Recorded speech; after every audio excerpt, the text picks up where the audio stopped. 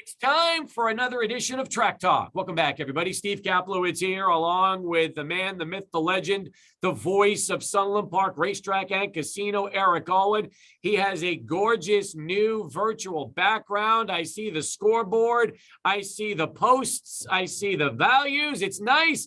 I feel like I'm at the track with him this week. Eric, welcome back to the show. How are you? Hi, Cappy. Doing well. You got any winners back there? Well, I'll tell you Remember what. the old Twilight Zone episode where they took a picture of the tote board before the race and then it would give them the winners? We need that. We absolutely need that. Although I'll tell you what, if you're Flaxy Lady, that is a great example of how a claimer that's less than 10 grand can win a $100,000 stakes race. Goes to show you that in the sport of horse racing, Eric, anything is possible. And this is really a terrific story for the team. And, really, Amanda Sweeten, who paid $7,500 for this horse and ends up getting a big payout in the Pepper's Pride Handicap this past weekend. Isn't that amazing? This is a horse that showed some talent in her past, was able to win races, but I mean, never at $100,000 stakes race. And when you turn 7,500 into 60 grand, that's a nice turnaround. That's rags to riches stuff. I feared her a little bit in that race, because of one big aspect. She was 3 for 3 going a distance of a mile. And a lot of the horses hadn't been a mile before. And that turned out to be, one of the big salient reasons why I guess you won. Proofs in the pudding didn't really like the distance much at all. And wow. She was the big favorite. She ran off the board. The one I touted, Our Time to Shine, made a late run, but was only good enough for second. But it was Flaxy Lady's day for Lee Gutierrez, her new trainer. And the interesting thing about Flaxy Lady is that this is a horse, she's had wins, 8 wins over 25 starts. She actually has career earnings of over 150,000. So even though Flaxy Lady was claimed for $7,500, it's not like this horse has never done anything. And one of the great trainers, Joel Marr, had her for years up until the claim. I'm sure it makes Joel want to scratch his head, but sometimes it's not, who had him and then who had him afterwards. It's just a new environment, just the new conditions or the new situation. It really doesn't have anything to do with, of course, it has to do with how they're taken care of. And Joel's a legend. Joel trained the great Pepper's Pride, but sometimes just a change of those factors can certainly help. It was a relatively short field. So, whether Flaxy Lady wins another stakes race in her career or not remains to be seen. But she's a good horse, and she really sailed on home. And Miguel Pettis just rode her perfectly.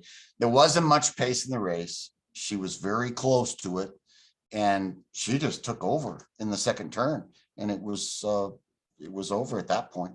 How rare is it in the sport of horse racing for a veteran horse to be claimed at a fraction of the career earnings, and then, like you mentioned earlier, to find another gear and suddenly win a big one? I mean, is this something that happens a lot in horse racing, or is this one of those, situations that you could almost say it's a rare occurrence? It's not a rare occurrence. It's not as rare as you might think. Doesn't happen every day, but I could give you a number of examples of former claimers that went on to be great racehorses. One comes to mind. The winner of the 1999 Kentucky Derby was Charismatic. And it was a horse that got claimed a few races before the Derby.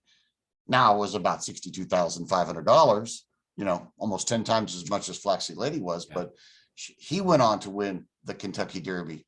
And, that was the horse that Chris Antley rode. Lava Man was probably one of the more famous acquisitions from the claiming box of all times for trainer Doug O'Neill, a man that won our WinStar Derby years ago. And he got claimed and went on to be a multimillionaire. One of the most famous horses of all times, John Henry. I don't think he was a former claimer. I think he got claimed for $1,500 in Louisiana. Wow.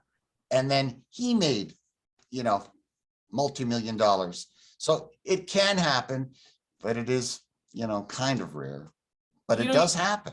You And answered you my always question. have to be watching out for it. You answered my question a moment ago, and that is, how low could a horse be claimed for? And $1,500 seems almost like a bargain if you're willing to take a chance on a horse. Of course, that's 1978 money, but still is not that much, you know. Probably would be like claiming a horse for 12,500, 15,000 today. But it's an interesting game, the claiming game. You know, usually you want to try to claim a horse that still has some life left in it and do different things that the previous trainer didn't do, and, you know, enliven the horse up a bit. Usually you like to see, you know, a claim made by a 30% trainer buying a horse off a 5% trainer. That's a typical go sign where a trainer can move a horse up. It's the most interesting thing about horse racing. You know, all these multi-level class levels that we have, so many of them, from the maiden ranks where horses have never won, through all the various amounts of different claiming levels by money, from, you know, from 5,000 all the way up to, I've seen claiming races as high as 100,000. And then you go into allowance races where you can't be claimed. And then, of course, the high echelon derbies, stakes races, and the like, where you're only dealing with the elite horses. So that's what makes horse racing so inherently interesting. You know, at least as you know, a strategist like myself, who's always trying to figure out who's going to win. Eric Alwan is the voice of Sunland Park Racetrack and Casino, and he joins us here on Track Talk as we continue. All right, so the Pepper's Pride handicap was the big one from this past weekend. Tell me about what's going to be coming up this weekend and the major stakes races we have to look out for.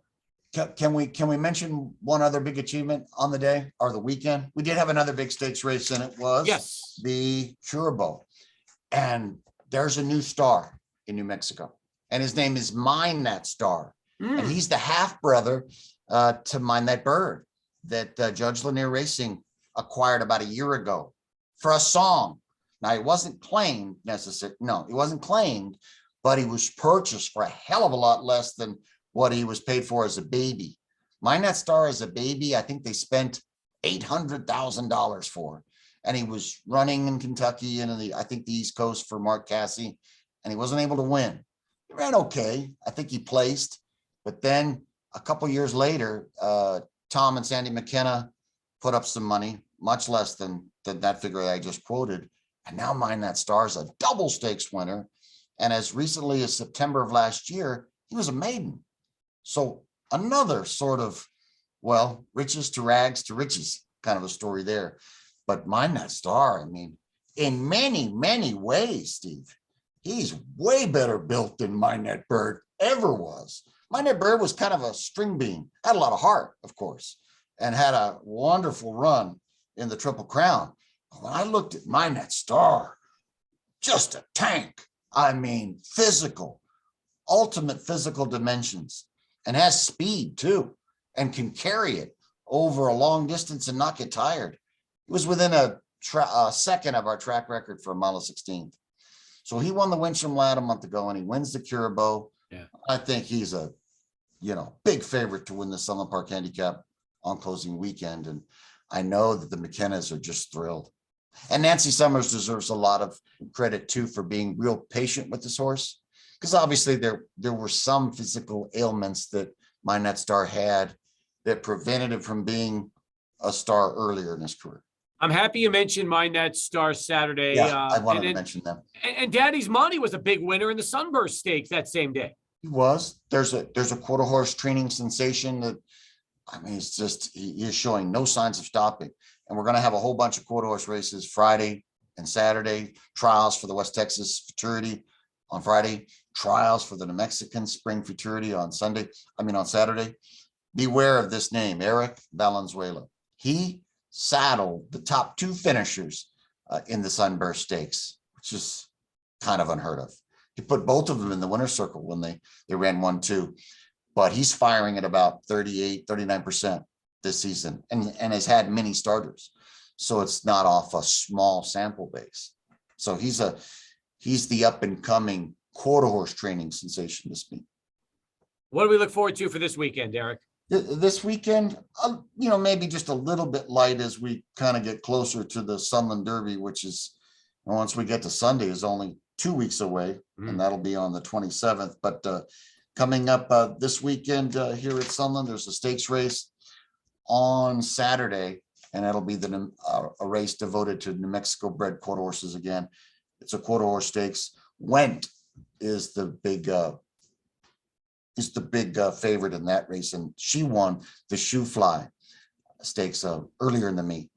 But we're getting close to the Sunland Derby, and hopefully I'm going to know a little bit more about who's coming for that race, because when you ask that question about the nominees for the race, it's free to nominate, but there will be a deadline coming up pretty soon on March the 11th, where if you didn't nominate about a month ago on February 21st, you can nominate for free on March the 11th, but the starting fee jumps from what would have been $5,000 to $10,000 if you did have to wait until this weekend.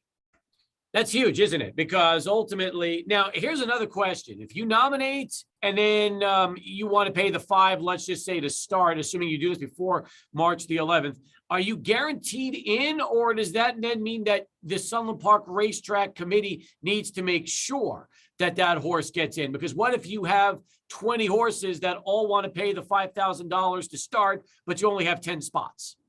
Yeah, then I guess you don't have to pay that $10,000 because it's a start fee. Mm-hmm. So if your horse had no earnings, for example, and was low on the totem pole, because we can only allow 12 to run going a mile and eighth, then you wouldn't run, but you wouldn't have to pay. There's even a later supplement nomination on the time of entry. So if you didn't nominate this weekend or back in February, but you did have a fabulous horse and you wanted to be in the race, it would cost $25,000 to enter. Yeah, but small price to pay But if you very want to few get do in. that. Yeah. But if you want to get into the Kentucky Derby, and let's just say you're supposed to go into another prep race that doesn't go for whatever reason, and you're kind of scrambling because you want to still get the points and put your horse in a big prep race, I could see how that situation could turn around. Could, if you don't have all your bases covered, but yeah. This Sunland Derby has been around so long that, people like Jim Rome are looking at it, and other big trainers are always looking at it, because those 50 qualifying points are in many ways maybe more influential than the amount of money that we give the winner. Because if you win our race, you're into the Kentucky Derby, which, means a lot, means everything, because the Kentucky Derby is probably a term in sports that everyone knows. You don't have to explain it somehow, whereas all the other things about horse racing, we gotta explain to our fans and educate, keep them educated, and try to get new fans all the time. Well, I'll say this, speaking of education, you've done it again, giving us a lot of good background information on the sport of horse racing, especially talking more about the claimers this week. I appreciate that. Yes, I appreciate all the analysis as always, and look forward to another great week as we get ready and get closer. As you mentioned, 2+ weeks away from the Sunland Derby. That is phenomenal news. Great stuff. Going to be a very exciting time. Looking forward to it. Talk to you next week, Eric. Thanks Bye, again. Steve.